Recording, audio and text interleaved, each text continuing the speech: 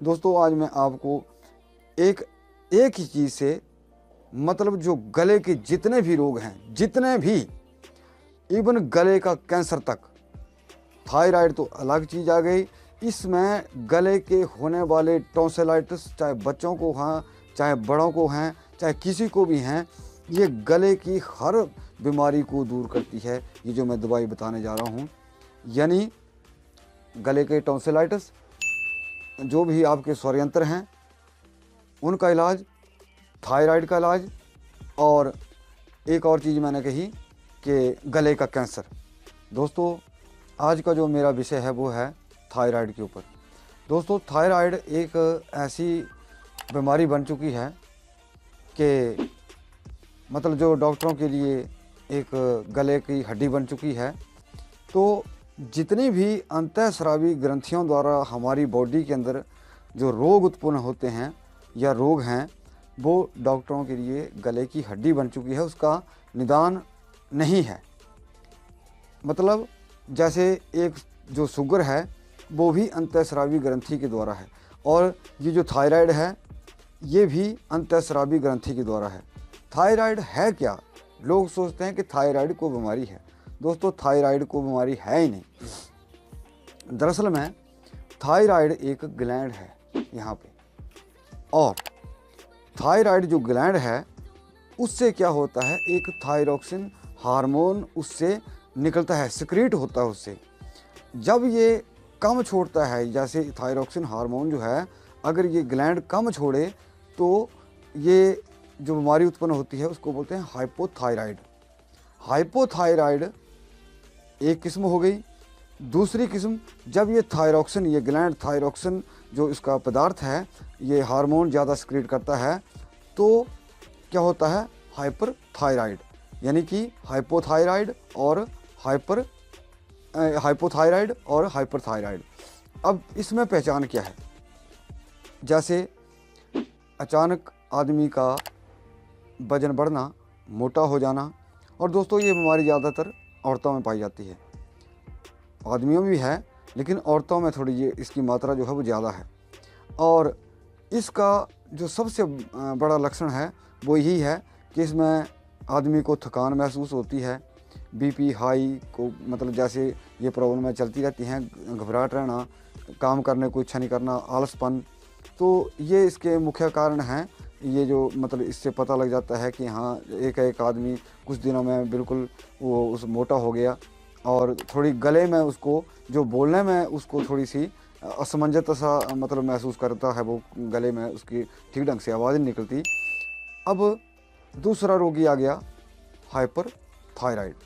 Hyperthyroid वाले रोगी को क्या होता है, एक मतलब कुछ धीरे धीरे वो उसका शरीर जो है कमज़ोर होता चला जाएगा, और कमज़ोर होने के साथ उसको क्या होगा, हाइपरथायराइड वाले मरीज़ की तो अगर वो 500 मीटर दूर भी चला होगा दोस्तों, तब भी उसकी पहचान करना एक बहुत ही आसान है, बिल्कुल आसान है इसकी पहचान करना। क्योंकि हाइपोथायराइड में आदमी सोचता है कि इसका ये तगड़ा हो रहा है, लेकिन जो हाइपरथायराइड है उसकी पहचान करना एक बिल्कुल साधारण बात है।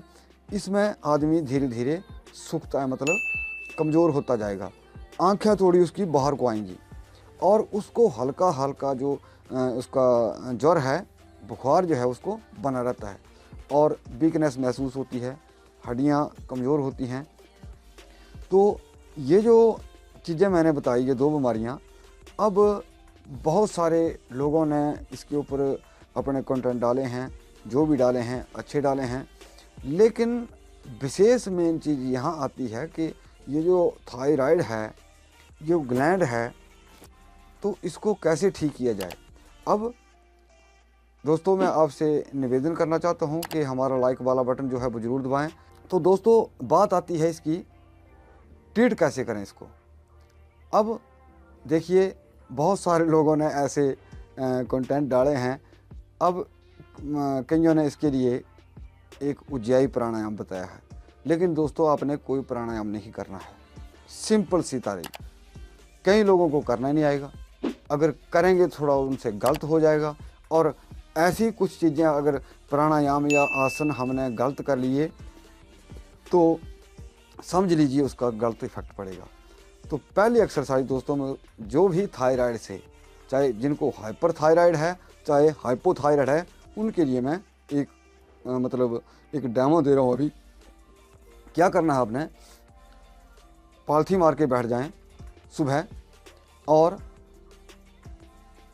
मुंह बंद, और अंदर से आपने गले से जैसे घर घर की आवाज़ आती है, तो क्या करना है, अंदर से आपने ओम की ध्वनि निकालनी है। और ओम की ध्वनि से जो हमारा थायराइड ग्लैंड होता है उसके ऊपर वाइब्रेशन होगी, जो उसके ग्लैंड के सेल हैं उनमें वाइब्रेशन होगी, वो एक्टिविटी होगी।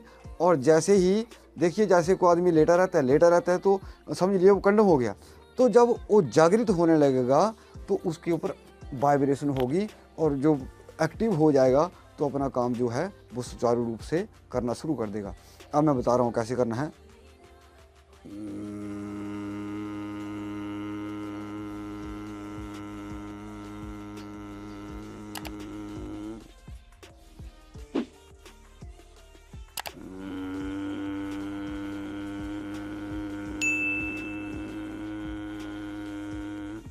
आप देखेंगे कि आपका जो ये हिस्सा है थायराइड, जहाँ ग्लैंड होता है, वहाँ पे आपको वाइब्रेशन होगी। और दूसरा इसमें आपको ये फ़ायदा होगा कि जो आपकी आवाज़ है वो भी सुरीली होगी। देखिए दोस्तों, प्राणायाम में इसलिए नहीं बता रहा हूँ क्योंकि इसमें आपको कई बार आसन में बैठ कर, इसको आपको जो मैंने आपको बताया, इसको आप कुर्सी के ऊपर बैठकर भी कर सकते हैं या चारपाई के ऊपर भी बैठ कर कर सकते हैं, लेकिन इसको लेट कर नहीं करना है। जैसे आदमी लेट जाता है और लग पड़ा करना है, ये चीज़ इसको बिल्कुल नहीं करना है। और अब ये तो आ गया आपका जिसके लिए थायराइड मतलब हाइपर थायराइड है चाहे वो हाइपोथायराइड है। अब ये तो हो गई आपकी सुबह की एक्सरसाइज।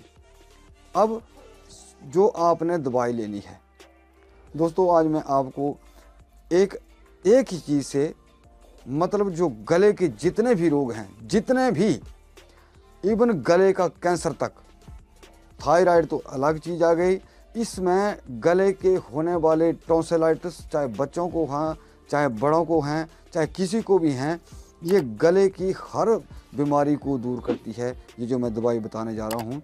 यानी गले के टॉन्सिलाइटिस, जो भी आपके स्वरयंत्र हैं उनका इलाज, थायराइड का इलाज, और एक और चीज़ मैंने कही कि गले का कैंसर। दोस्तों ये जो मैंने एक बार पहले बात की थी, किसी ने शायद पकड़ी नहीं, ये जो हमारा हर्ड होती है, हर्ड का पेड़, हर्ड की पेड़ का जो बाहरी छिलका होता है वो हमने लेना है। यानी कि आपने कहीं देख लिया इतना सा मोटी टहनी काट ली और उसके छिलके को उतार लीजिए, और उतारने के बाद उसको अपने पास रख लीजिए और अंदर उसको सुखा लीजिए। अब जब वो सूख जाए, क्योंकि धूप में सुखाएंगे तो उसकी जो गुणवत्ता है वो आधी रह जाएगी, अगर अंदर सुखाएंगे तो ज़्यादा बेटर है। अब उसको मोटा मोटा करके आप कूट लें, और कूटने के बाद दोस्तों सुबह क्या करना है, आपने 1 चम्मच उसका लेना है और आधे गिलास उसमें पानी का डाल देना है। इसके लिए आपने हर्ड की पेड़ का जो छिलका होता है, आप पेड़ तो काट नहीं सकते छाल के लिए, तो आपने इतनी सी मोटी टहनी लेनी है, उसको काटना है और उससे आपने उसका जो छिलका है, भारी छिलका जो है वो उतार लेना है। और उतारने के बाद उसको आप अंदर छाया में सुखाएं। अगर आप धूप में सुखाएंगे तो उसकी जो गुणवत्ता है वो आधी रह जाएगी। और अंदर सुखा करके अब उसको जब वो सूख जाएगा तो मोटा मोटा करके उसको कूट लें। और कूटने के बाद 1 चम्मच सुबह आपने क्या करना है, 1 चम्मच उसको लेना है और आधा गिलास पानी का, और उसको अच्छी तरह उबाल लें। अच्छी तरह उबलने के बाद अब जितना मतलब आपको लगेगा हाँ अच्छी तरह उबल गया, उसको फिर आपने अच्छी तरह से छान लेना। उसको छान लिया, छानने के बाद उसमें क्या किया, 1 चम्मच आपने, या फिर 1 चम्मच बहुत है, 1 चम्मच शहद का डाल करके आपने उसमें मिला लिया।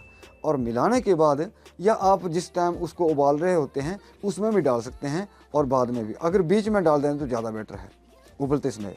तो अब क्या करना है, जितनी आपकी चाय गर्म होती है बस उस ढंग से आपने उसको चुस्की चुस्की लेके पीना है। अगर वैसे तो एक टाइम भी बहुत है थायराइड वालों को, लेकिन जिसको ज़्यादा प्रॉब्लम है उसको 2 टाइम कर सकते हैं।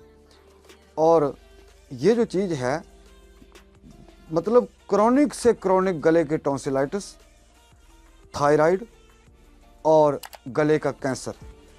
एक और चीज़ कह देता हूँ, बहुत सारे जो ऐसे सिंगर लोग होते हैं उनको गले का कैंसर होता है, बहुत सारे गले के कैंसर से ही उनकी मृत्यु हुई है।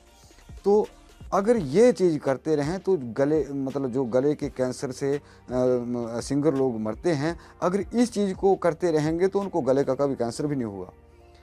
तो ये गले को कैंसर को भी ठीक करता है। यानी कि गले का कोई भी रोग ये पूछने वाली बात है ही नहीं, चाहे टॉन्सिलाइटिस हो, चाहे थायराइड हो, चाहे गले का कैंसर हो, यानी कि स्वर यंत्र की प्रॉब्लम हो, आपका गला बैठ जाता है तब भी करिए। ये बहुत ही अच्छा प्रयोग है गले के लिए, सिर्फ गले के लिए। तो दोस्तों मैं कम से कम ज़रूर ये कहूँगा कि इस वीडियो को आप ज़्यादा से ज़्यादा शेयर करें। दोस्तों इसमें अगर आप शेयर करेंगे तो उसका आपका भला ही है, इसमें आपका कोई नुकसान नहीं है। तो और इस हमारे वीडियो को ज़्यादा से ज़्यादा लाइक करें। और दूसरा ऐसा करें दोस्तों कि हमारा चैनल जो है इसको ज़रूर सब्सक्राइब करें। आपका हमारा ये वीडियो देखने के लिए बहुत बहुत धन्यवाद। नमस्कार।